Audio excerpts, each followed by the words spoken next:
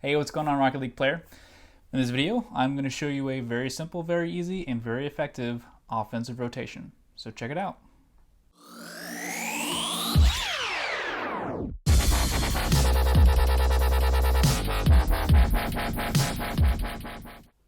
Alright, so let's jump into this offense thing, and I'm going to show you the 3v3 offensive rotation, and you can make your adjustments from there if you play a lot of twos, or if you play ones, in which case none of this is really going to apply whatsoever. So obviously if you're a ones player, stop watching this. Either way, if you're a twos player, threes player, stay tuned. It's going to be some good information happening here in just a second. Okay, so the first thing you need to know are the positions.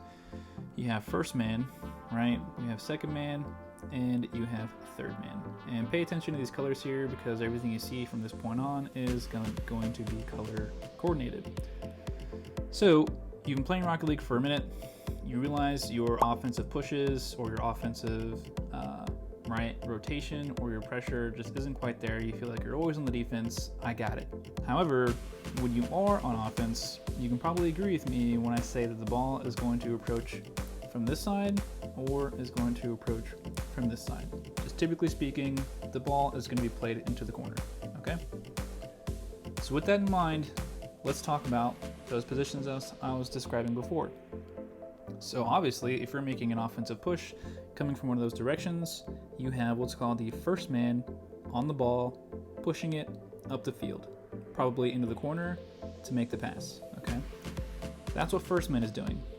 Second man, seeing that the first man is making that push, needs to get into what I call this zone right here. This is the shooter zone, okay?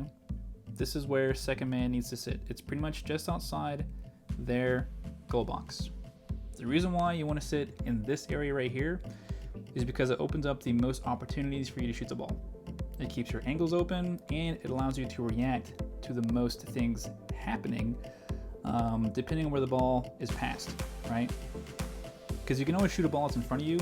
You can't shoot a ball that's behind you, okay? So if for whatever reason second man decides to sit right here and the ball gets passed in this direction, it's behind second man. You can't effectively shoot that anymore. So by being in the zone I showed you, you're not too far away and you're not too close to the play, which is good. So like I said, you want to sit somewhere in this zone just outside of the goal box. That's second man. Now, third man, right, which is the key component to excellent offensive pressure. Like if you want to keep the other team pressured for the entire 5 minutes of the game, have a good third man. And here's the deal. Everyone on your team at some point is going to be third man, so they need to know what to do. Third man, wherever he or she was approaching from, right, let's just say they came from this side, after first man made that initial push I showed you, needs to sit in this zone right here. That is the third man's bread and butter. The reason why this there is because, number one, they're putting themselves into position for the next shot, pass, control, whatever. And number two, they're also protecting the long shot. We've all seen it, right? The ball gets passed over, they make an excellent clear, and it goes straight across the entire field into your goal because no one was there and ready for it, okay? That's why they're there. Now that we have the positions of each player, right? You have the first man over here making the pass. You have second man over here ready for the shot. You have third man over here watching what happens, okay? As soon as that pass is made over in middle, and I'll redraw it, right? First pass is made over here. First man needs to dip out. He needs to leave.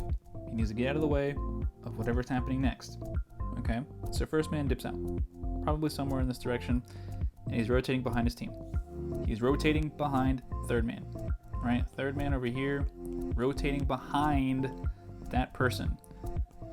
Don't be that guy that as soon as they make the pass, and I'm telling you, I've seen it so many times, as soon as they make the pass, they like linger in this area. They immediately turn in and like they're trying to be close to the ball, trying to shoot the ball, whatever the case may be.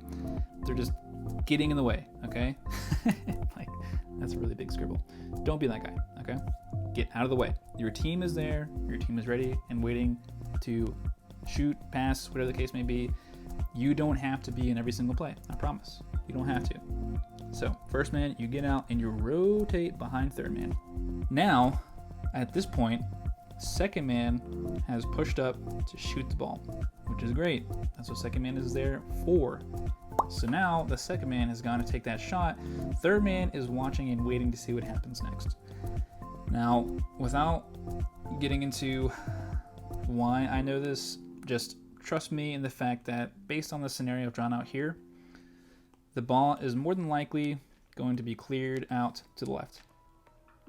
It's more than likely going to go that way. And when it does, boom, third man is on it, ready to take that ball or take the challenge. In this case, third man's probably going to get that ball for free, okay? That's third man's ball, right? Second man, he already had his chance. He played the 50 or he tried to shoot it, it got blocked, he missed. Whatever the case, second man needs to leave. He needs to get out of there. Remember, first man, okay, that was over here, has already rotated behind third man, okay? So now, he's probably somewhere over here.